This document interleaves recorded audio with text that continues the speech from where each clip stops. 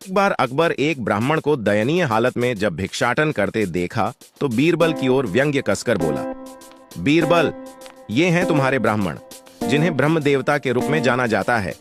ये तो भिखारी है।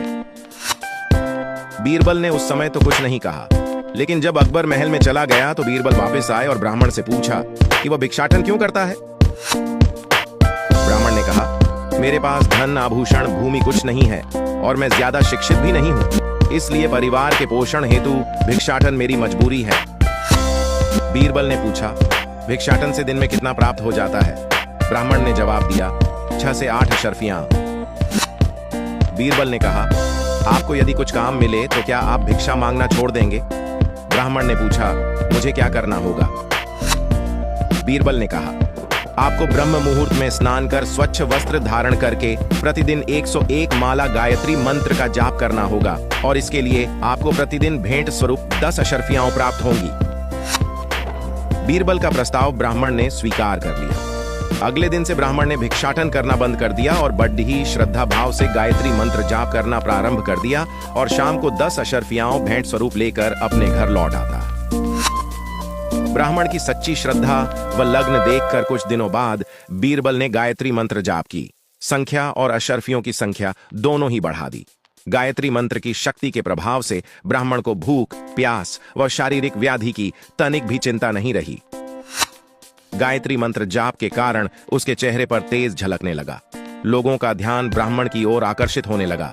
दर्शनाभिलाषी उनके दर्शन कर मिठाई, फल, पैसे, कपड़े चढ़ाने लगे। अब उसे बीरबल से प्राप्त होने वाली अशर्फियों की भी आवश्यकता नहीं रही। यहां तक कि अब तो ब्राह्मण को श्रद्धापूर्वक चढ़ाई गई वस्तुओं का भी कोई आकर्षण नहीं रहा। बस वह सदैव मन से गायत्री जाप में लीन रहने लगा। ब्राह्मण संत के नित्य गायत्री जप की खबर चारों ओर फैलने लगी। दूर दराज से श्रद्धालु दर्शन करने आने लगे। भक्तों ने ब्राह्मण की तपस्थली में मंदिर व आश्रम का निर्माण करा दिया। ब्राह्मण के तप की प्रसिद्धि की खबर अकबर को भी मिली। बादशाह ने भी दर्शन हेतु जाने का फैसला लिया और वह शाही तोहफे लेकर राजसी ठाठ बाट में बीरबल के साथ संत से मिलने चल पड़ा। वहां पहुंचकर शाही भेंटे अर्पण कर ब्राह्मण को प्रणाम किया।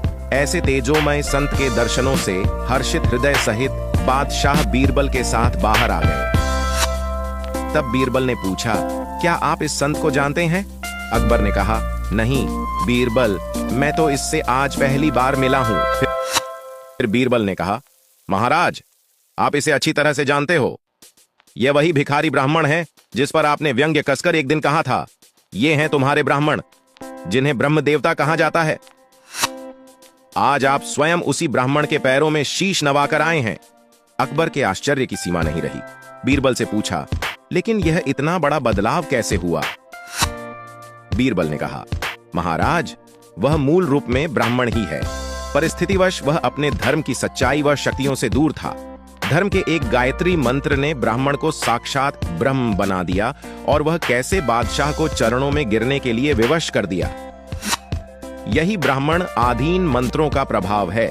यह नियम सभी ब्राह्मणों पर समान रूप से लागू होता है, क्योंकि ब्राह्मण आसन और तप से दूर रहकर जी रहे हैं, इसीलिए पीड़ित हैं। वर्तमान में आवश्यकता है कि सभी ब्राह्मण पुनः अपने कर्म से जुड़े, अपने संस्कारों को जाने और माने। मूल ब्रह्म रूप में जो विलीन होने की क्षमता रखता है, वही ब्राह्मण है। यदि ब्राह्मण अपने कर्मपथ पर दृढ़ता से चले तो देव शक्तियां उसके साथ चल पड़ती हैं।